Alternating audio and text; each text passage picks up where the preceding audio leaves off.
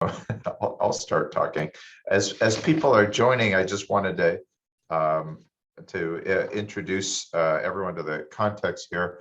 I'm Eric Lenz. I am the director of the mHealth Research Corps, along with several other people on Dr. Ginger Nicole, child psychiatrist here, who is a mHealth research expert. Katie Kenoy, who is mainly part of trial care, as well as really a key technical and strategic lead of the mHealth Research Corps, who has a lot of industry as well as academic experience. And finally, Stephanie Brown, our administrative coordinator, who makes all this happen. And I just want to let people know that the mHealth Research Corps is a component of the ICTS, the Institute of Clinical and Translational Sciences here at WashU. And we're very thankful to the ICTS for continuing to support us for now going into our third year. And we work in collaboration with several other organizations throughout WashU and BJC, including the BJC Healthcare Innovation Lab run by Tom Maddox, Trial Care run by Suresh Vedantam, the Institute for Informatics, and the Healthy Mind Lab, to try to bring mainly three things to the WashU community.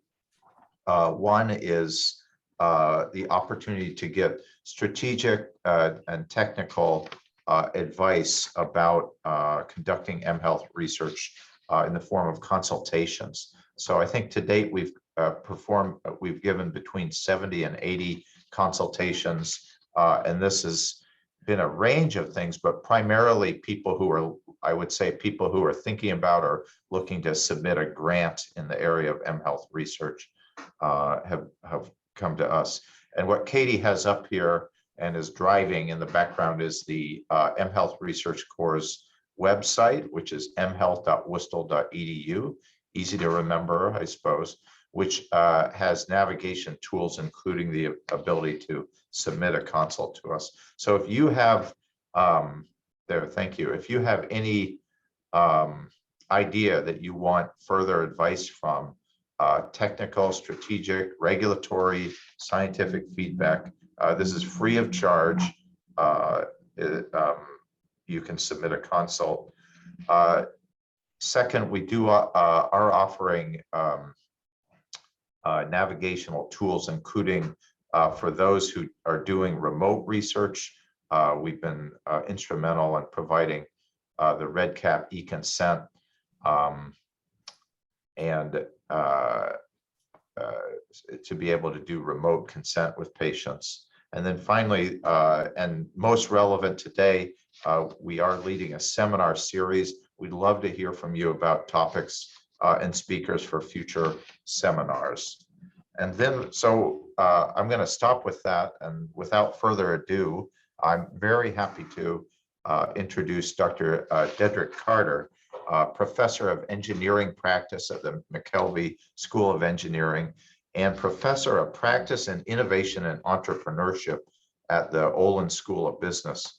Dr. Carter teaches courses in systems applications to technical business and policy issues with an emphasis on the entrepreneurial process, innovation, and new venture creation.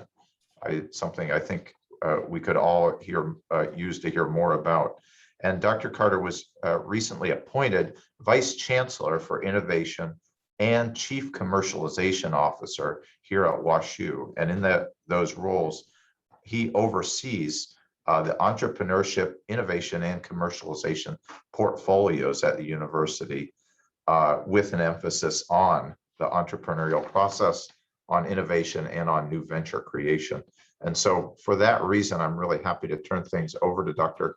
Carter, who will talk to us about opportunities and pathways for commercialization of research, but then we'll also have an extensive Q&A section where the audience can ask questions. Take it away, Dr. Carter. My pleasure. Let me just make sure that I can share my screen with you guys.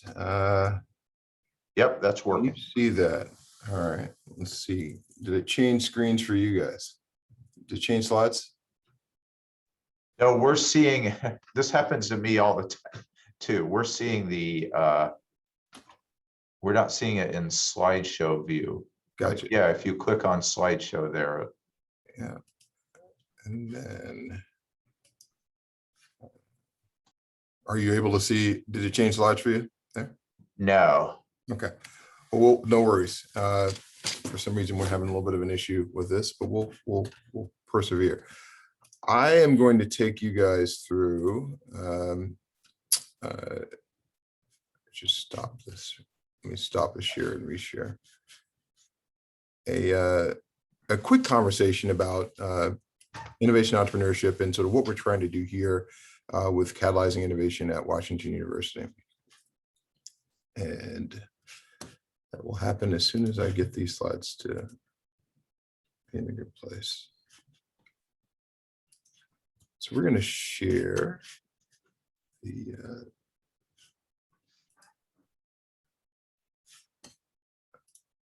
let's try this one more time, guys.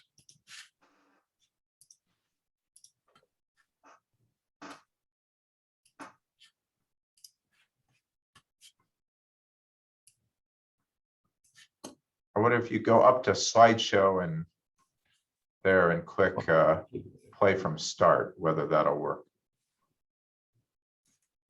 Does that work for you guys? Are you able to see the slides change? No, for some reason it didn't do No that. worries. So what we're just gonna, if you're okay with it, we're gonna go ahead and do this way. That'll be great. Yeah, that's great. So I'd like to just share with you guys a bit about exploring innovation pathways and what we're doing here at WashU to create sort of that environment. And the first, I want to talk about how we catalyze innovation and entrepreneurship at the university. So first, I would almost ask you to close your eyes for a moment and imagine with me that you've been on a long journey. You've been thinking about this for quite a while, and now you get to the point where you've realized that journey.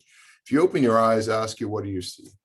And often people see, Ginger, maybe I'll ask you, what do you see in this slide? Well, I see a beautiful landscape, and it's a little bit slanted, so maybe it's being taken from the mountains, and there's a rainbow. There you go. Well, you see lots. This is a picture that I took in the top of the Ngorongoro crater. Very astute, Ginger. At top of the Ngorongoro crater, at top of the crater, looking down after riding up the crater in Tanzania. A good friend of mine said, "We're going to go climb Kilimanjaro, and we're going to enjoy it first, and we got to train for it." And this was the safari we did just before starting the climb. And I remember thinking something good is going to happen. And I put my camera out the window of the Jeep and I took 3 pictures and said, one of these has got to be good. And this is the one that I saved. The other 2 we won't talk about, right? And the funny thing about this is that, you know, if you think about ventures that start out of some core of a technology, if they started today, in the 9 years hence, only 1 out of 3 of those would be still in existence. And most of those would be around some tangible bit of technology that have been protected. So what I want to talk with you today a little bit about is a why. This is really sort of a bounding, defining, and sort of encouraging conversation. I'm an engineer by training, and I use engineering in a broad sense. It's sort of, it turns ideas into reality. It's sort of the application of science to the common life. But my favorite definition of this is really William Leroy Emmett's, which is it's someone who asks the why questions. And there's this astonishing small number of people that really do ask these sorts of questions. And in our lives, our goal is to figure out how do we put them out and make sure they bear analysis. So it really is about generating, stimulating, and covering new why seekers in our worlds. And when we do that, how do you do that in any domain? All right. So I could ask a big question, why are you here? And I think you're here because you have an interest in the topic that we've talked about, but I want to motivate this to think about how ideas actually move forward into practice. So early on, you may hear of something that is a new discovery, new invention, new direction. That new discovery, invention, direction causes an inflated peak of expectations. that inflated peak of expectations then is sort of not realized very quickly. And so you get into this point where it reaches a trough. And this is sort of popularized by Gartner as a hype cycle that slowly moves you back up to this idea of the real true value, not the overshoot of the value, but the really true value that you might find in the productivity. And this is really the characteristic response of a system, right? You ring this, you can get the resonance response of a system. In the technology landscape, moving from now to sort of 2035, we can look out 10 years to say the investments that we make now, maybe it's more than that, are really those that are made by basic researchers in labs and industry and academia. And the value to life is something that you want to look out over the 5, the 2, and the 1 year period. And maybe this is more like 20, 15, and 10 and 5. But the segments of the investment period, the strategic period, and the short term, how we start to think about how one divides up the entrepreneurial ecosystem a bit. I spent some time at the National Science Foundation, and at the National Science Foundation, there was a very broad organic act. That organic act was promoting the progress of science, the advancement of national health, prosperity, and welfare to secure the national defense and for other purposes, which I love, right? So in case it didn't fit into those other things, we add this for other purposes. In sitting at the National Science Foundation, we realized there was $7 billion at the time of assets, research that were going on an annual basis. And we asked the question, how do you move some of that basic research from the laboratory to life? How do you have this have a greater effect on the human condition? When we looked about a decade ago at the awards that were sort of coming out on SBIRs and STTRs, which are translational items in government out of IP, you saw that, like capital, the coastal capital is king. Coastal awards rang true. And in the middle of the country, there was an absence or a very small number of those awards. And so I sat in my office at NSF and said, I think that we should do more. And I actually think that there are a couple of places that are good candidates. I think Texas is a great candidate. I think Missouri is a great candidate for leadership. And then there's clearly some in Illinois and Indiana. And so part of the reason that I moved here was to focus on these areas of trying to activate research and move that research into practice. I started a program at NSF called I-Corps, and that I-Corps program was really about taking a set of opportunities, leveraging a $6 to $7 billion research portfolio to try to create something more for that had greater impact for the human condition. And we positioned that within an area that I call traversing the ditch of death. You know, the valley of death we hear about is where companies go to die, but the ditch of death is actually much more pervasive.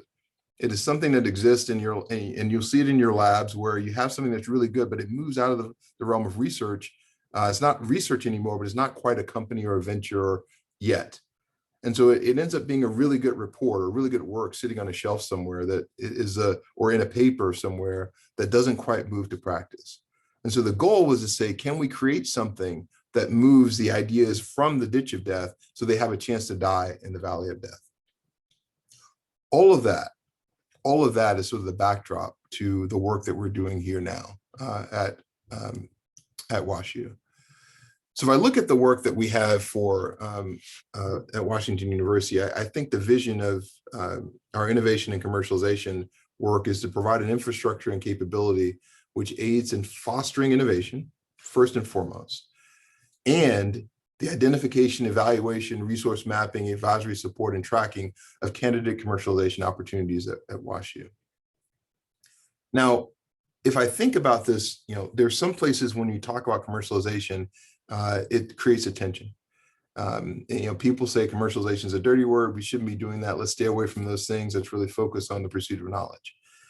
And I actually say that, the pursuit of knowledge, moving through to the impact on the human condition, is a natural translation. In fact, we have an obligation through Bayh-Dole if we receive funding from the federal government, we own that intellectual property, and we have an obligation to figure out how to move that intellectual property into the realm, or into the realm of impact. And so it's not to say, how does WashU make more money or what the case may be? It is to say, how do we include on the continuum of research, pure research discoveries and navigating the frontier into something that might be a product, a drug, a therapeutic, a device, a software package that improves the human condition. And so in this one slide, I say, this is, if I had to sum up what the work of innovation and commercialization is for the university, it is that. It's about providing that infrastructure and working on the tension between pursuit and discovery of basic research, and some of those fruits being nudged forward into commercialization opportunities. So I'll pause there for a moment to say, is everyone with me? Does that make sense? All right. Good. Yes. So I'm going to keep going to say, what have we done to date? So I've spent a good bit of time in the last year, or I feel like it's been a year, but it's only been a couple of months since I took this role on, really focusing on creating or listing conversations such as this one, but in one-on-one conversations and group conversations, really understanding, talking to all of the schools, and there's more to do here to understand what is the need in this space. We have a tremendous opportunity in that if you look at the infrastructure bill that's making its way through Congress, and you look at what some of the discussions are around that, the idea was at one point to have 2 to 3% of that infrastructure bill, which is $1.3 trillion, go towards new ventures and startups. Well, that's substantial capital. Whether or not that actually makes its way in, the thinking of that was that the infrastructure to support new ventures really is critical to building back the American economy. If you look at drug discovery and the pipelines that we have there, one of the things that's come out of the COVID pandemic, many things have come out of them, but one of them is an understanding of the fragility of the drug pipeline. And the fact that many of the active pharmaceutical ingredients that we use in the production of traditional manufacturing of drugs happens overseas. So how do you reshore that, some of that? And the economics of doing this traditionally doesn't work, but the economics of thinking about advanced techniques for producing these active ingredients is something that really could create an opportunity, not only in the US for onshoring, but in Missouri and in St. Louis for being a part of that. And we continue to have those sorts of conversations. So I spent time thinking about how I'm a systems guy. So how do you take a systems perspective and use that systems perspective to drive growth and development? And so I look at the areas in which we have some activity and say, is it ad hoc? Is it repeatable? Is it something that's managed? Is it defined, or is it optimized? And our goal is to sort of be at somewhere between level 3 and level 4 in a systems maturity model in all of the work that we do and the different components that we have of moving research to benefit. And we have a lot of assets. The next step was really sort of collating the assets.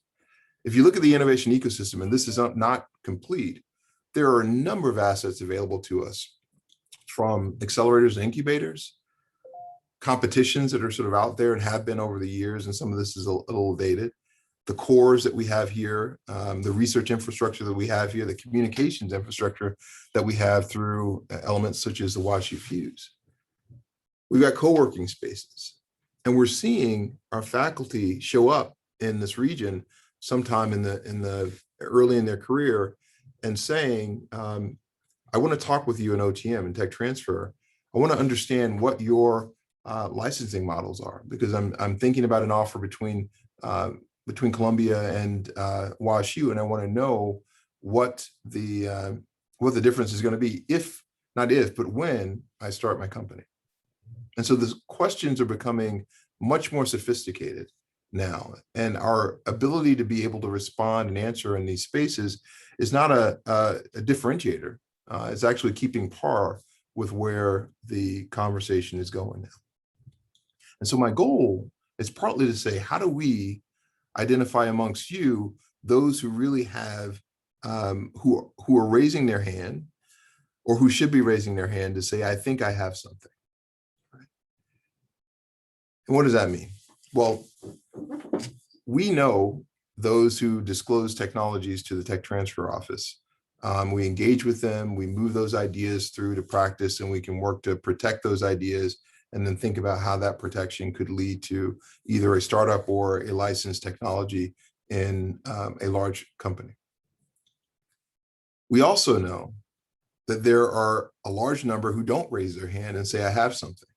And so it's helping to understand early on, how do we not just engage with those who we know, but understand the new and emerging research areas and disciplines and principal investigators that have something that we should be thinking about protecting and educating around the exposure that one has when you go to do talks and you start to do publications, ensuring that we're aware of the information that's out there so that we can make sure that we protected as best as possible the assets that are coming out of research.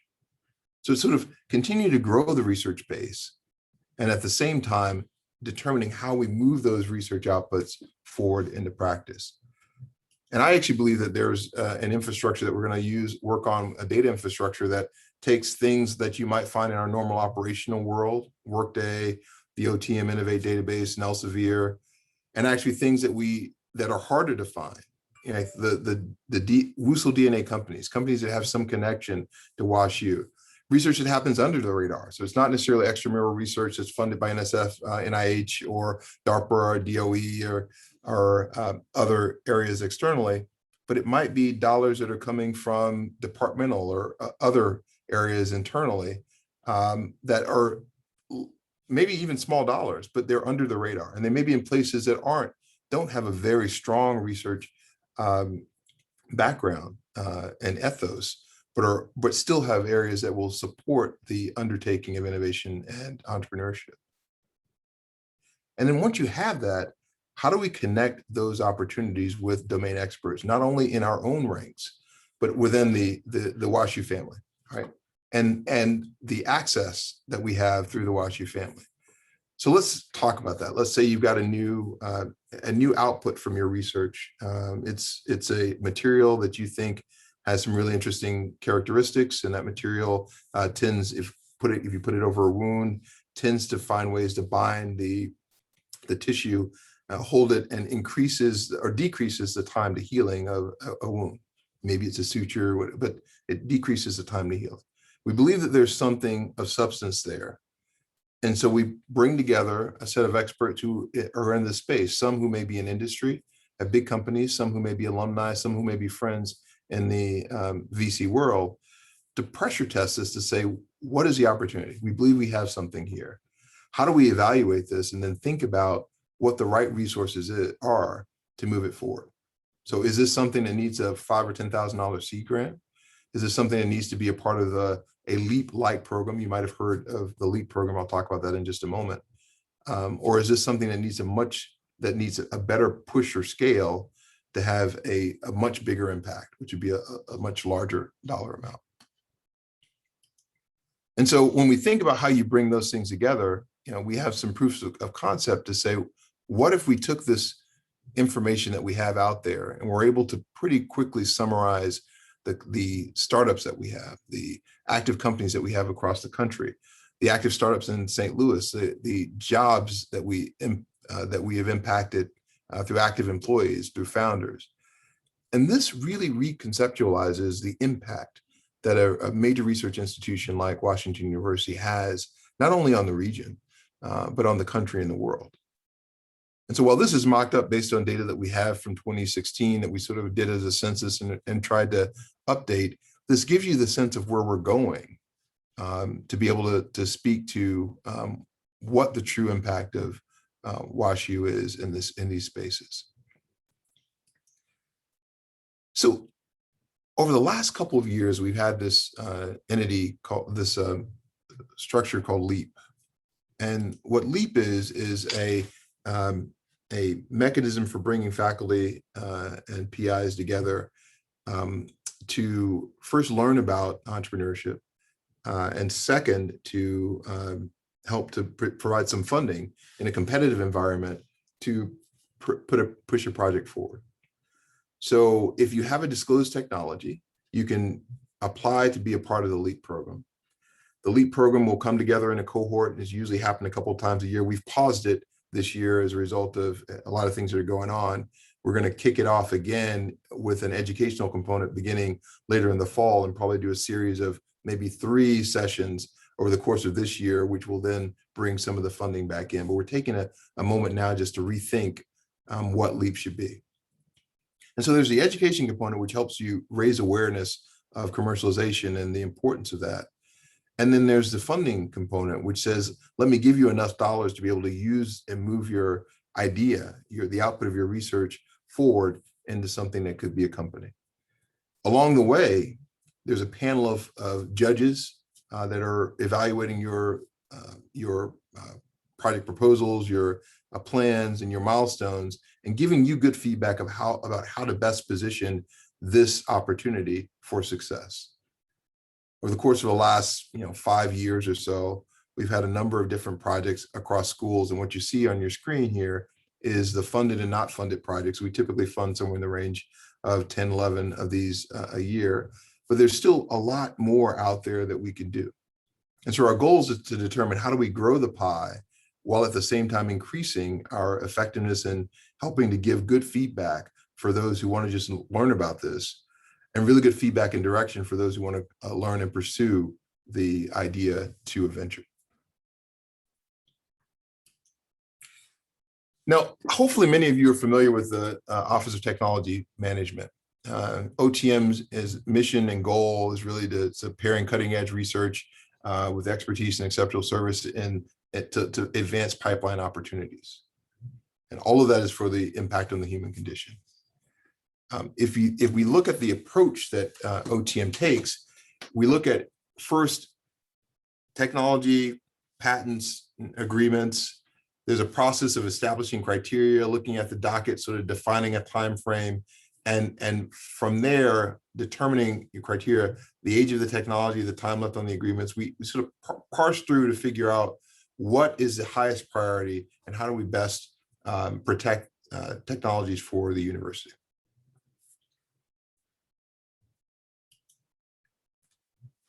This is a bit of a dashboard, and this dashboard looks at the activity for the Technology Transfer Office at Washington University.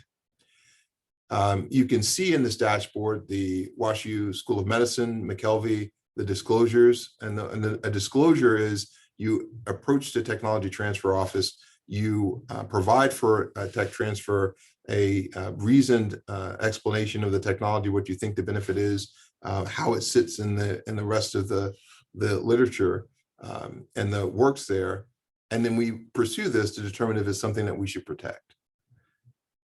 The thing I'd like for you to look at here, I mean, there's a lot of activity on this, is that it's been a really busy last few years. Year over year, we continue to break records in our spaces on agreements and the outreach and the campaigns that we have, and more than that, we're actually seeing, even through the pandemic, an increase in the number of patents that and disclosures that we're seeing, record numbers here. So we're becoming more aware, more astute, and much more prone to engage around these topics of patents, copyrights, and intellectual property at Washington University. Patent filings were nearly 500 this year in fiscal year 21, which is substantially higher than the prior year.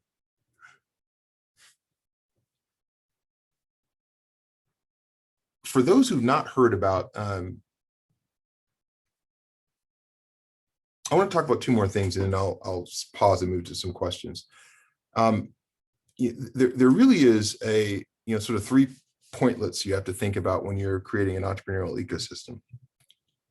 The first is the proscenium stage. I like to draw things from way out and bring them sort of in here, but the proscenium stage, where we have the stage, the apron, the wings up here in the corner here. We ask ourselves this question often: why do we not act?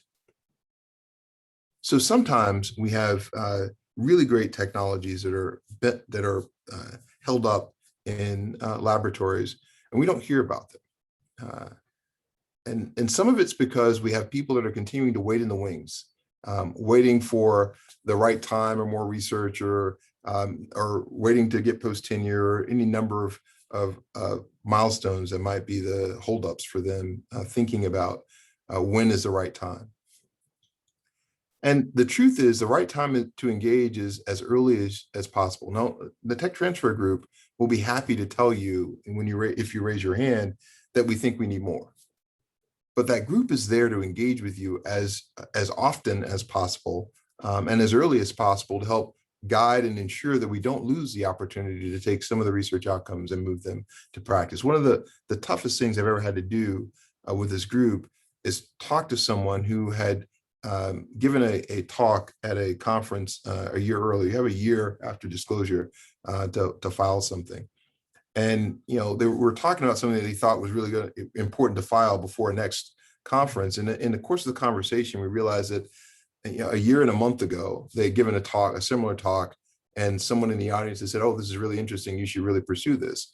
And they were, before this next talk, kind of coming to have the conversation with us. We had to say this, it's been disclosed now publicly, and there's nothing we can do about it. Now, we were able to sort of have some conversations and figure out if there were other elements of this technology that were protectable.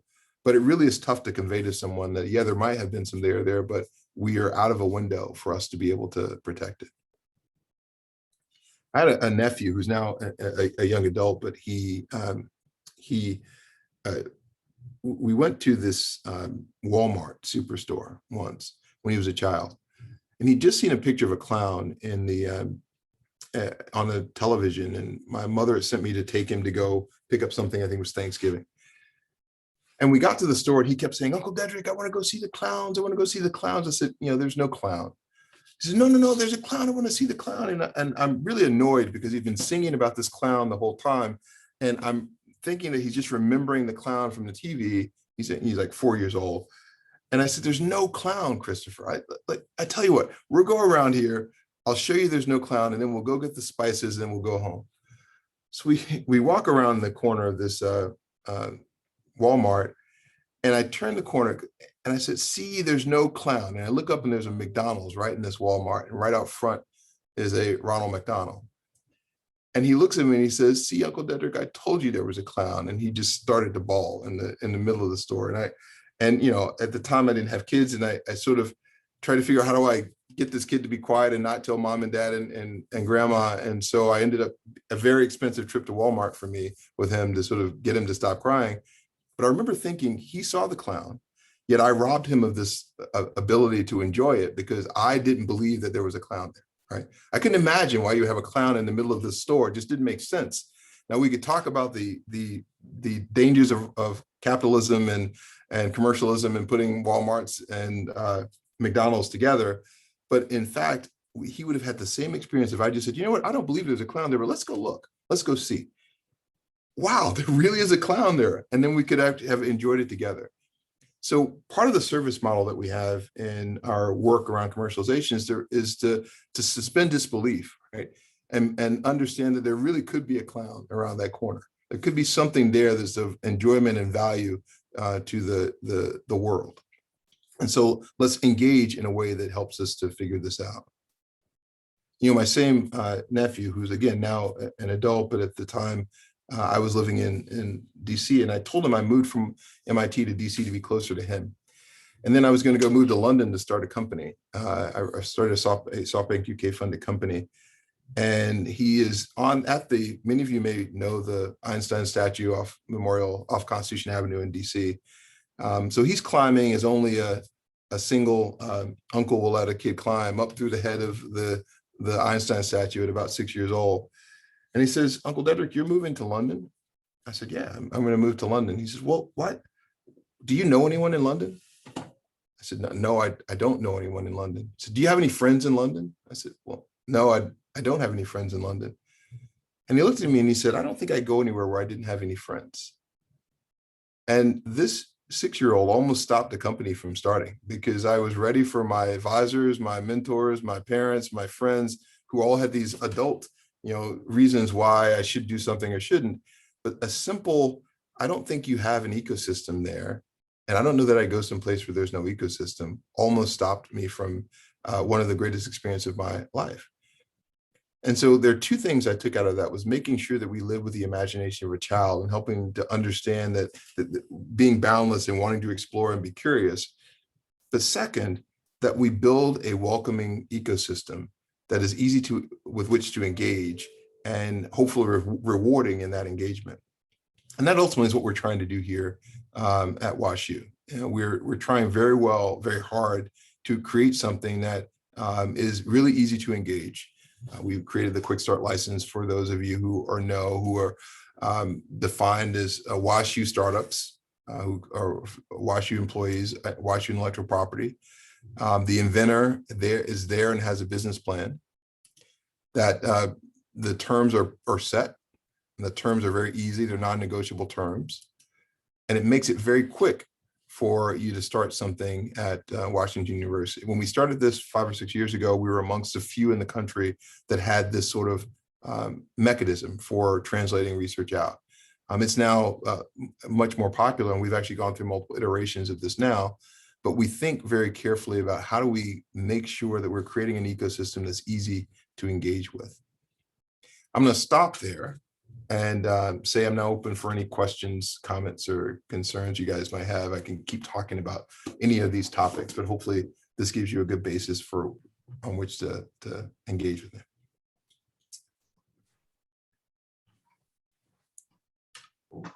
Great. I'll go first. Thanks a lot. That was really a nice overview of the system, and it's really great to hear about the progress being made in the commercialization and entrepreneurship. I guess I'll go with the first question, but I'll also invite people to put questions in the chat, and then we can, when it's time for your question, I'll probably ask you to unmute yourself and ask it. But what you said about the ditch of death and why do we not act really spoke to me, sounded very familiar.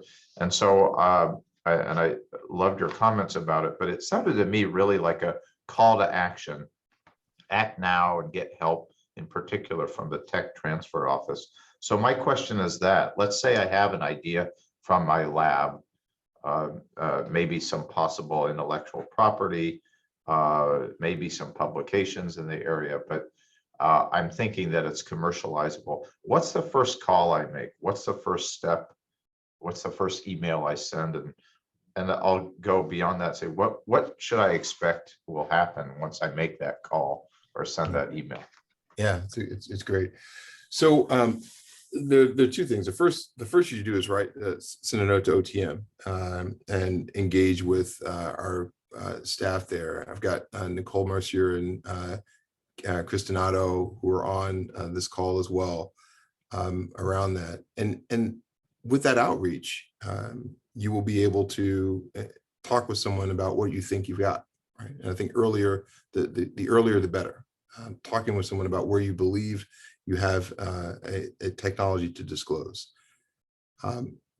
Within fairly short order, you'll get connected with someone if you don't get someone right away, and we'll schedule some time with you to sort of go through what you believe you've got in the disclosure and understand more about the technology and sort of help to figure out where we think it is. Is it something that we protect right away? Is it something that we need to see some more results on? Where do we think it is? And how do we help you to get to the point of actually moving this to something that's a protected asset? The other option is it could be something that we think we don't think is ready yet. Or it's not an area, in some rare cases, it's not an area that we want to continue pursuing, at which point we can return the technology to the principal investigator to pursue or not as a determinant. That answer your question, Eric? Very clearly.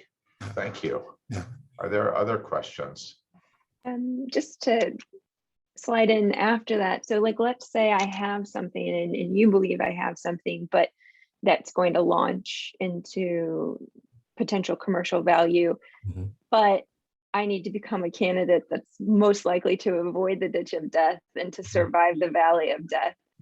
what would you say in general would that be? Like, when you go to the doctor and they're like, eat healthy and exercise. So are there recommendations that are similar? Yeah, it's a great question. So, what is the entrepreneurial diet, so to speak? So if you've got something and we think you've got something, we're going to protect it. And then we've got a marketing team that actually takes the technologies that we have protected and markets those. And what I mean by marketing them is to sort of understand, write up the description of those technologies. Many of those are available on our intellectual property is available on our website, and start to position them for players that we think this might be a good play for them. It could be something that we're going to a large company, a Bayer or Pfizer, to say that we've got something we believe would help you, or it could be that we're going to smaller entities to say that this is something we think augments or supports a product stream that you have, or it could be the basis of a new product stream. It could be a new product or service that comes out, device that comes out from a venture. So how do you figure out how to best position for that? And the way that we best position for it is listen to the folks on the team. We have a tremendous amount of, early in, I told you, we're pulling together a set of domain experts, a set of product advisory capabilities around our technologies, particularly those that we're trying to nudge forward. And part of the conversation there is, what's the best positioning? We believe that we've got something. There are a couple different ways we can interact with them. We can sort of say, here's the first look, here's a peek. We believe we've got something. We'd like for you to take a look at it. And that's probably half a page to look at. We could actually have a deeper look at something that is probably more of a poke or a push, where we've got a technology that we need to sort of nudge along and put it into a place, or if something is stalled and we need to move it pretty aggressively because we think there really is some there. And then there's a positioning conversation we can have, which is, how do we take something that we think is a really big opportunity and it just hasn't gotten to the place that it can get traction and scale and sort of grow there? And so it's not just the team, a fantastic team we've got in tech transfer, and the team that we're building out around the commercialization space overall. It is also the WashU family extended beyond those who are in our ranks. So those who have created companies, who are experts in our midst, our parents, our faculty, our staff, and beyond, board members, those who are in the venture capital community. We pull together the right set of folks there to give us advice around these technologies. So listen, raise your hand early, continue to listen, and be willing to take the advice that is given and try to filter that from you and reincorporate it into the venture or the technology that you're pursuing. That's the best diet to traverse both the ditch of death and the valley of death. Thank you. That's great. Great advice. We do have some questions in the chat. Eric or Ginger, did you want to facilitate why don't we that? start with Dr. Chiang Chang, who's a professor of occupational therapy. Chiang, do you want to unmute yourself and ask your question? Sure, thanks. The question that I have is, how do we balance the time, particularly time commitment, between the university and the company? Yeah. And is there any kind of guidelines available? Yeah. So yes, the truth is, in most places, there's you've got some consulting time. Usually that's 20% time that you can get out for particular reasons around your own pursuits, your own work, your own company, your own consulting. And that's sort of usually the number that we think of in terms of the commitment. And most of the time, the faculty who are doing this work, the faculty are advancing the research and maybe heading the scientific pursuits. But if there's a company, usually the faculty member is not the one driving the company. It may be a graduate student, it may be a temporary startup staff, or someone who is more professional doing that work. So the conflict of time really is, how do you make sure that the faculty continue to do the things that the faculty want to do, which is pushing the frontiers of science, and helping to create the outputs of these research, and helping to position and advise on where they think those outputs should be. Now, I should have added one other element to the diet that we talked about earlier. So the eat healthy, and how do you, what is that same thing for commercialization? And that is to be willing to let go a bit, because some of the biggest challenges we see with people who aren't willing to let go, right? They're still holding on really tightly, and the technology, the advice that we might get from the team out there might be that we should reposition this in a particular direction.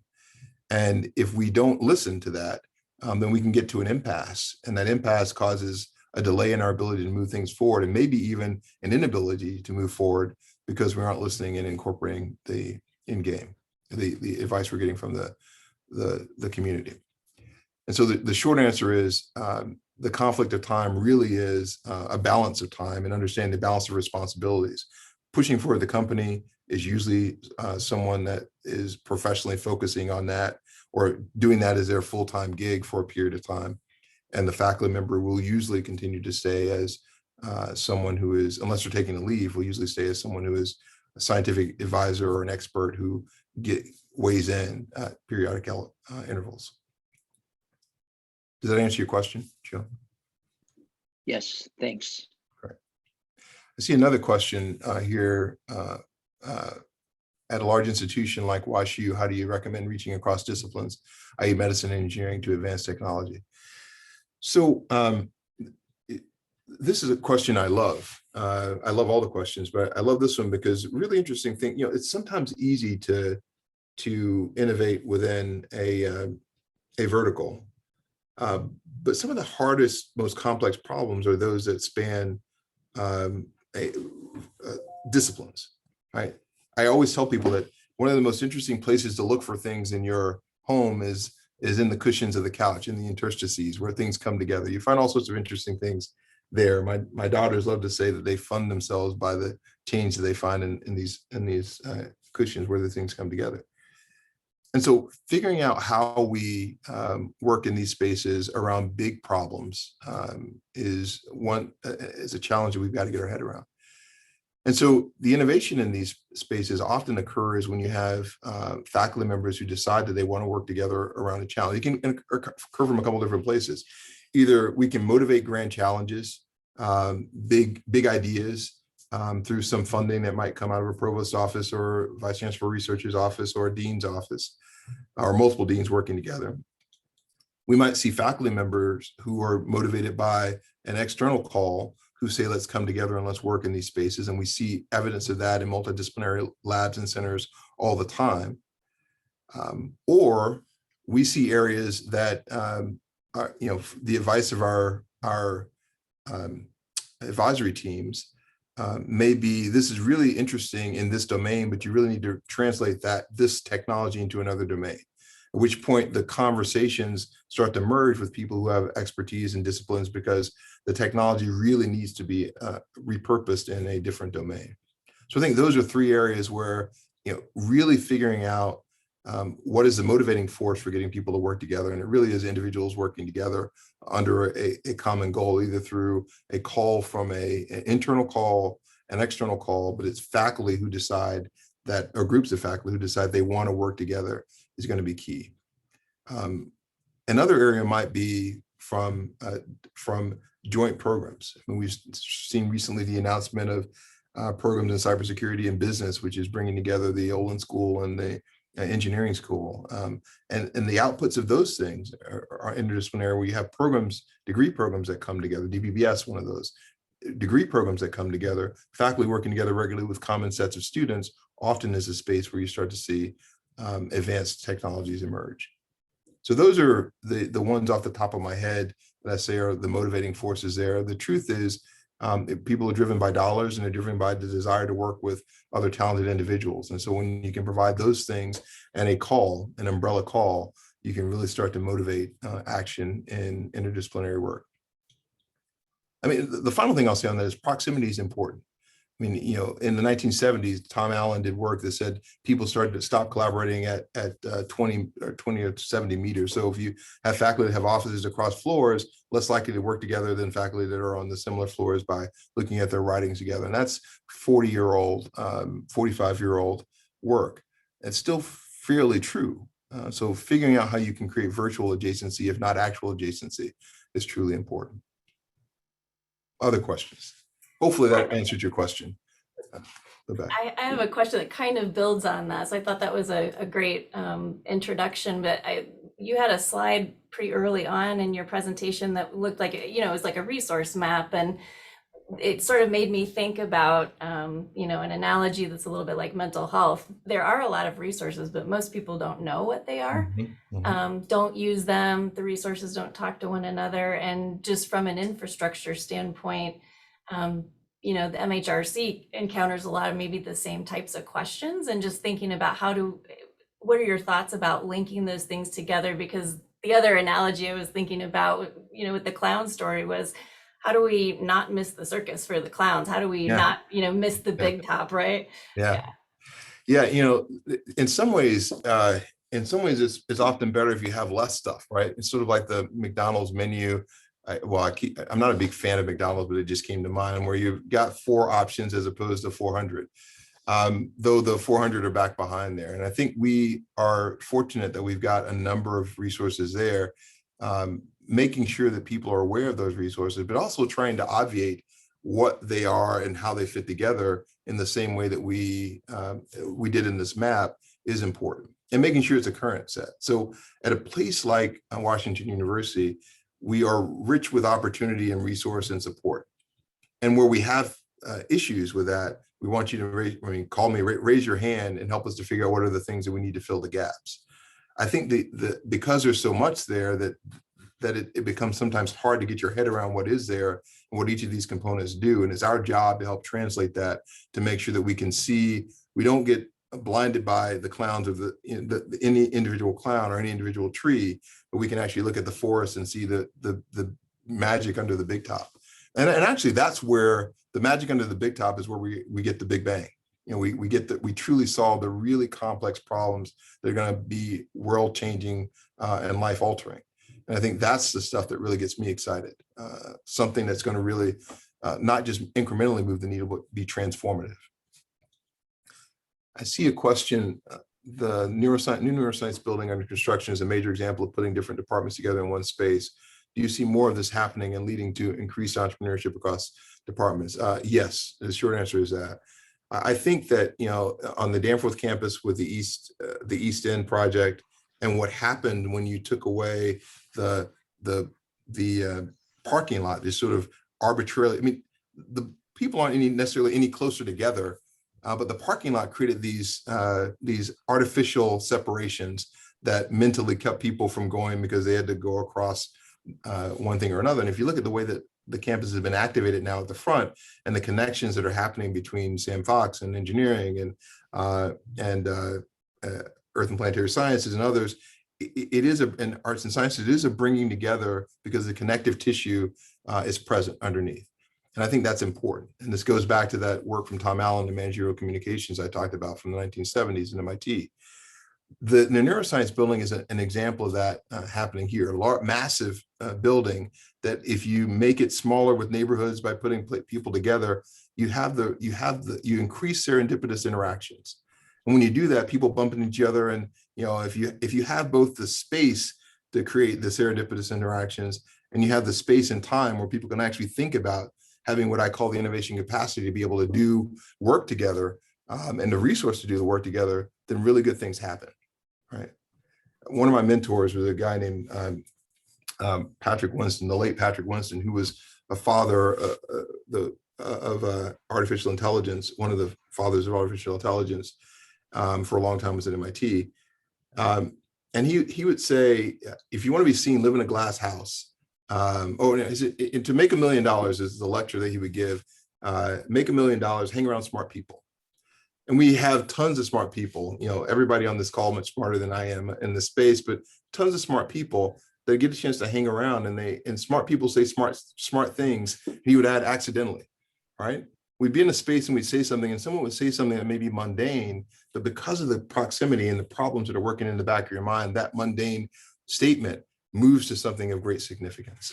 And I think that the interactions where we're sharing ideas and across disciplines and creating infrastructures that allow that and resources to advance them is really, really important. As you said, it seems like the challenge right now, which may be more of a permanent thing, is how we're separated physically by the pandemic, and I think relying more and more on virtual spaces. Well, I think the pandemic has caused the existence proof for us. It said, for those, I mean, there's a cartoon that I didn't show here that I normally would. I'll sort of quickly bring it up. It's one of my favorite Dilbert cartoons. And it's sort of, and that's my idea for a startup. What do you think? And Dogbert says, I'm not a big fan of other people being successful, so I'll say that's a terrible idea. Remind me why I talked to you. You're a serial entrepreneur idiot. Sometimes life on the college campus is that. Let me just say no at the beginning. My answer is no. It's a horrible idea. Why? Because I don't have time to think about it. I'm just going to say no. And so we have to overcome a bit of that. The pandemic gave us the existence proof that we can operate relatively effectively at a distance for a long period of time because we had to. Oh, and by the way, if you have to, you get really good at these sorts of things. I will never travel the way that I used to travel because my barrier for getting on a plane is just higher now. Not that I don't want to get on one, but the first question is, do I need to, right? Whereas 18 months ago, it was, when am I in town? Because I've got to go for this and that and the other, and I'll in the airport and I got to do that. So it's definitely a different world. To speak to the question that Noah has put in the chat box about graduate students, and I'm glad you're not immune to the infectious enthusiasm of entrepreneurship because you're going to be the future of much of that. Is there a precedent for graduate students forming startups? So one of the things that we did when I was at NSF and we launched the Innovation Corps program, which started on a napkin in Newton, Massachusetts. One of the things we did was said that the faculty members are largely going to be the ones that stay, and the graduate students or others are going to be the ones that could be the at least the initial lead, the entrepreneurial lead. And so creating the culture where ideas can be advanced by graduate students who are largely aware of and understand the technology, deeply aware of and maybe even on the patent, and have a relationship, hopefully a good one, with the faculty member is a great first step. They may not be the long-term CEO, but they're the great entrepreneurial lead. And so we've seen a couple of those things happen at the university. I'd love to see more of that. I'd love to continue to foster a culture. If you look at really advanced entrepreneurial ecosystems, that is in the milieu. It's a part and parcel of success. And we have examples of it, and we have room for more. So Noah, I challenge you to be amongst the soon to be many. Thank you. This is a great question and a really great answer. And so I think now is probably a time to wrap up. I'm sure other people probably have questions, but we already heard the first step, which is send a note to OTM. Mm-hmm. So I learned a lot. I hope everyone did. And I really want to thank on all of our behalf, Dr. Carter, for coming in virtually today and sharing your time and your expertise. Hope this will lead to a lot of new connections and new opportunities. Thanks so much. Absolutely, my pleasure. So you can see in the box, Kristen Otto, who's in with OTM, and Dr. Nicole Mercier is on as well. otm.wusel.edu or otm@wusel.edu are the great ways to be in touch with the team there. Feel free to reach out to me, just Dedric@wusel.edu, if there's anything I can do on the larger section of what we're doing with innovation and commercialization. All right. Thank you so much. Thanks. Thank you. Bye-bye. All right.